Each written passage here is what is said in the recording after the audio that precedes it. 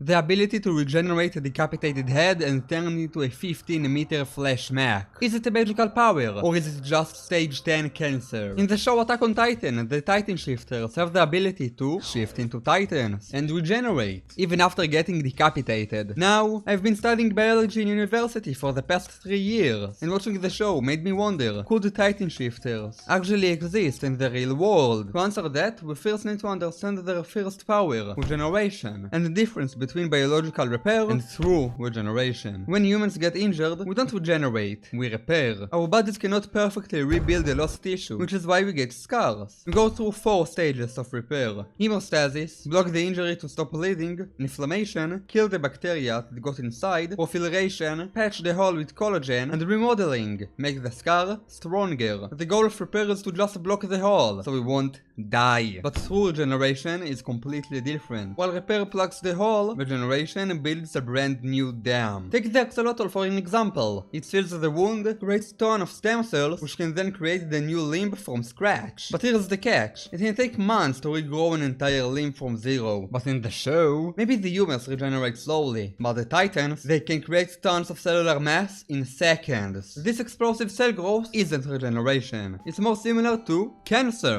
One of the big parts why cancer is so dangerous is because of the cancer cells multiply out of control. And the show gives us another massive clue. Once someone becomes a Titan shifter, they only have 13 years more to live. The curse of Ymir. But if we leave the Titan power as a curse and the time travel power, there is no biology to do here, am I right? And not only that, the disease, or the power, is transferable after eating parts of the person who holds the power. And surprisingly, there is a real world example: the Tasmanian Devil. If a Tasmanian Devil bites another one who has cancer, they can become sick and get the cancer as well. Doctor's worst nightmare. So far, we covered 3 parts of the Titan power: regeneration, 13 years curse, and the transferability of the curse. But here we have a little problem. In the show we have patient 0, Ymir. Thousands of years ago, a parasite, based on a real worm, attached to her spine. And it didn't just infect her, it fundamentally altered her DNA, the alien bloodline forever. Every single subject of Ymir is born with the potential to become a Titan, or the potential to get special grade cancer, as it is that acts like a parasite and permanently rewrites the DNA of an organism's offsprings. Ladies, gentlemen, and friends born in the binary, let me introduce you to retrovirus. Normal viruses just hijack a cell to print clones of themselves, but retroviruses are special. They have special enzymes that allow them to cut open your DNA and paste their own genetic code. And if a retrovirus infects a reproductive cell, that viral DNA gets hard-coded into the resulting offspring. That offspring then passes it on to his own offsprings, and so on. Today, roughly 8% of the entire human genome is made out of an entirely dead ancient viruses. So, the alien bloodline was rewritten by an ancient retrovirus. But why does the parasite hide specifically in the nape? And how can it cause cancer? Let's answer the first question. And here I will give you the ultimate example: herpes. Once it enters your body, it travels up your nervous system and hides next to your spinal cord, where it completely evades the immune system by rolling into a silent ball of DNA and going to sleep, waiting for the trigger to wake up and attack. It hides in the exact spot equivalent to the Titan nape, and it waits until the right time, or in the Titan case, waits for the spinal fluid.